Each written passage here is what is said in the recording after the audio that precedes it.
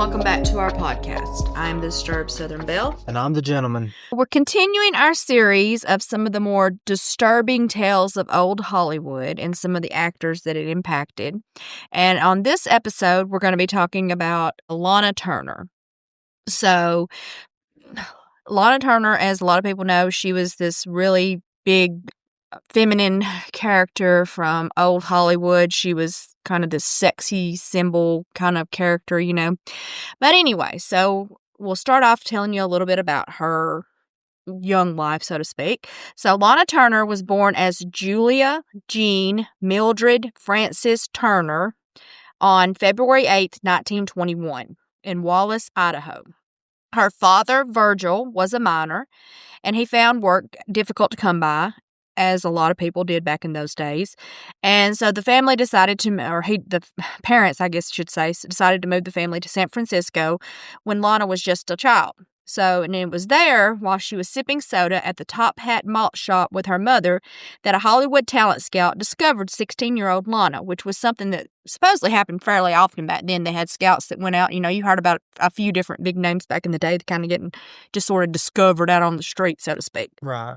So she was offered a screen test that she passed effortlessly, and then young Lana was given a contract and signed it with MGM, which was at that time one of the biggest movie studios in the world, and at that time, it was huge.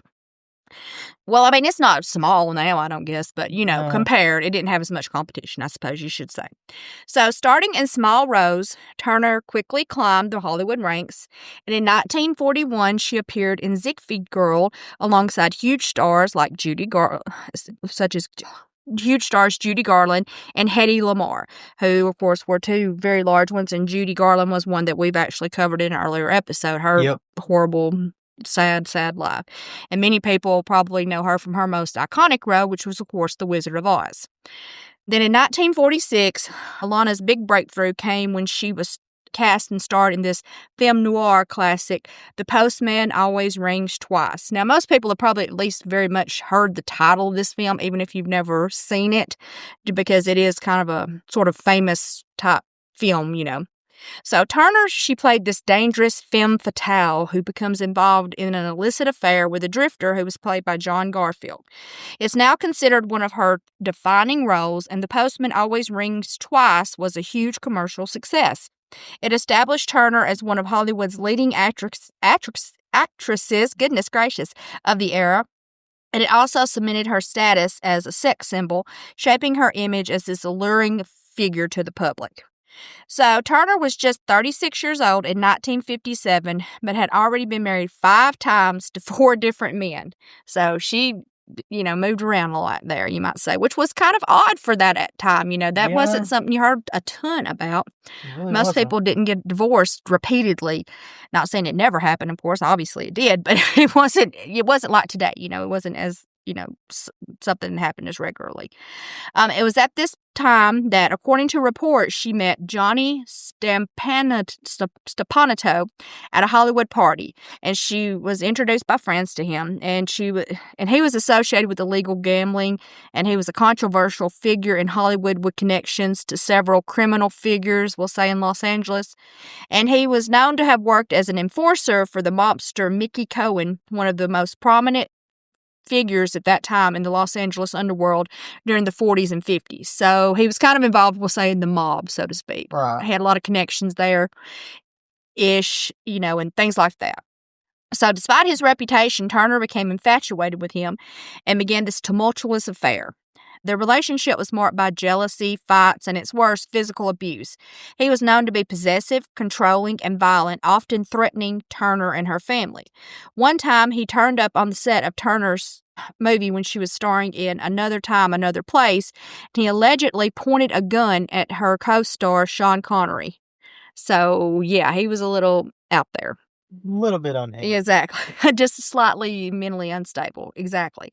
So things came to a head on the fateful night of April 4th, 1958. What exactly happened that evening has been the subject of debate and speculation for many years and decades even. However, according to the testimony of Turner's daughter, Cheryl Crane, the following events unfolded.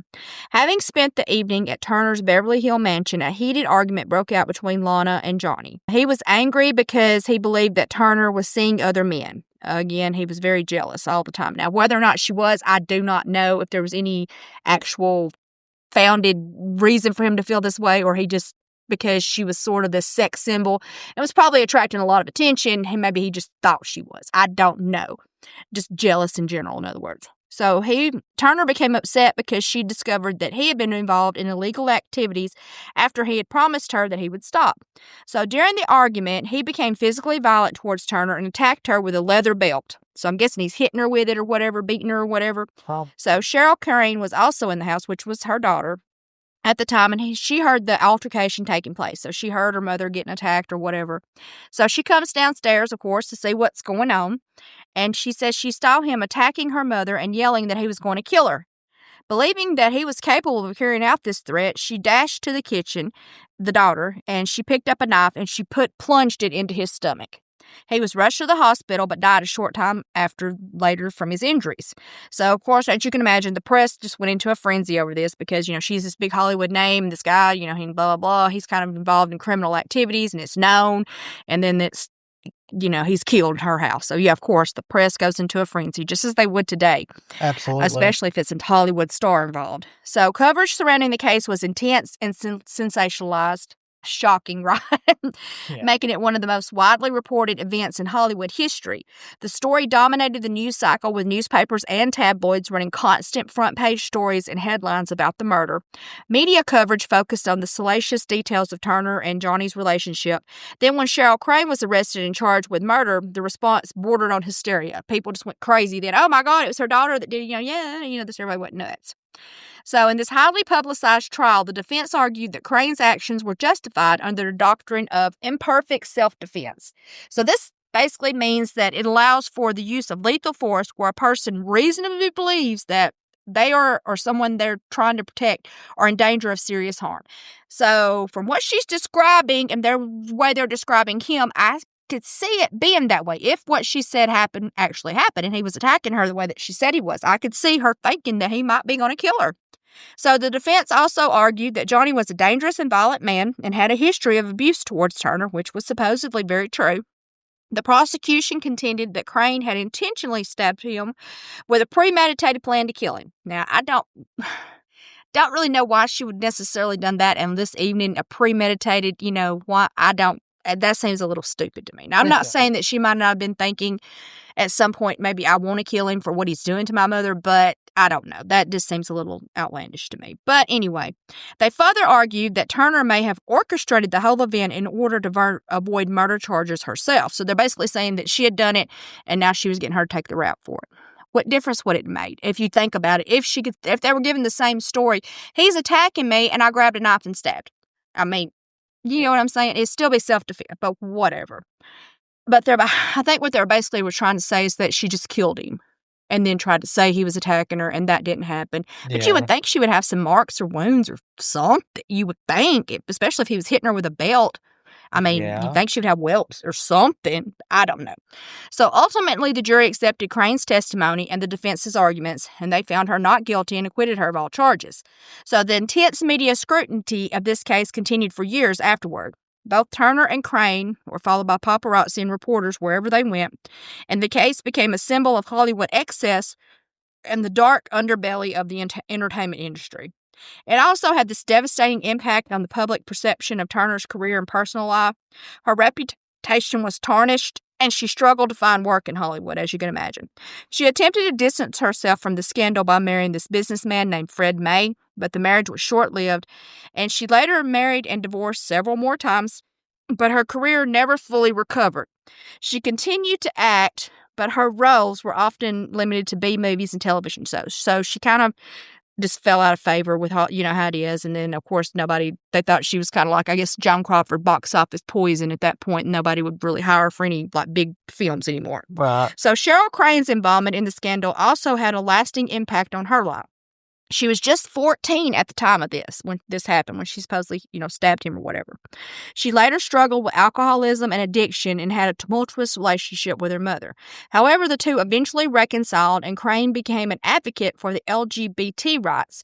She wrote a memoir about her life, Detour, a Hollywood story, which details the scandal with Johnny. The legacy of the events goes beyond the lives of those involved. It was a pivotal moment in Hollywood history, marking a turning point in the media's relationship with celebrities. From then on, paparazzi and tabloids would become increasingly aggressive in their coverage and intrusion into stars' personal lives, which we see all the time. Them hanging off of trees and all kinds of crap, trying to get a picture of somebody. I mean, just it's unreal sometimes. Yeah. So the scandal also had a lasting impact on the portrayal of women in Hollywood. Turner's testimony revealed the extent of Johnny's abuse, and her struggle to break the relationship resonated with many women. The scandal brought issues of domestic violence and toxic relationships to the forefront of public consciousness, which is a good thing because it was something that was more, a blind eye was turned to it more. Like a man beating his wife was something that a lot of people didn't get involved with back in those days. I mean, they just really didn't. They thought it was something that was going on at the home, and they would just sort of let it go on. So it sparked conversations about the portrayal of women in Hollywood and society as a whole.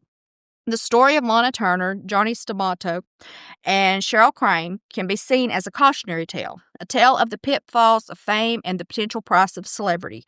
It's a story of abuse, tragedy, and the life-changing consequences of one violent night. While the scandal may have forever tarnished Turner's legacy, it arguably brought important issues to light, and I can agree with that. So conversations were sparked in Hollywood that continue to this day. The scandal serves as a reminder of the power of the media as well as the importance of standing up against abuse and violence, and ultimately as testament to the resilience of the human spirit. And I can kind of agree with that as well, because she kind of got thrown out of Hollywood to a point, but she still, did her smaller roles and went on about her life, basically. Maybe it wasn't as happy as it maybe could have been, but I do agree that it probably did spark some reform in some things. It did, at least put some of this stuff in the light, so to speak, where people maybe actually started talking about things that probably were going on that have been going on for years, and people just didn't, like I said, turned a blind eye to. They didn't care. This was something that happened. You heard about it all the time back in the day, where men would like beat their kids, beat their wives. I mean, pretty aggressively, and not a lot be done about it. You know what I'm saying? So I guess at the very least, it did bring all that to light, and perhaps maybe saved a few women in the future, and maybe some families. We hope you enjoyed that segment. Don't forget to like, follow, and subscribe. And don't forget to stay disturbed.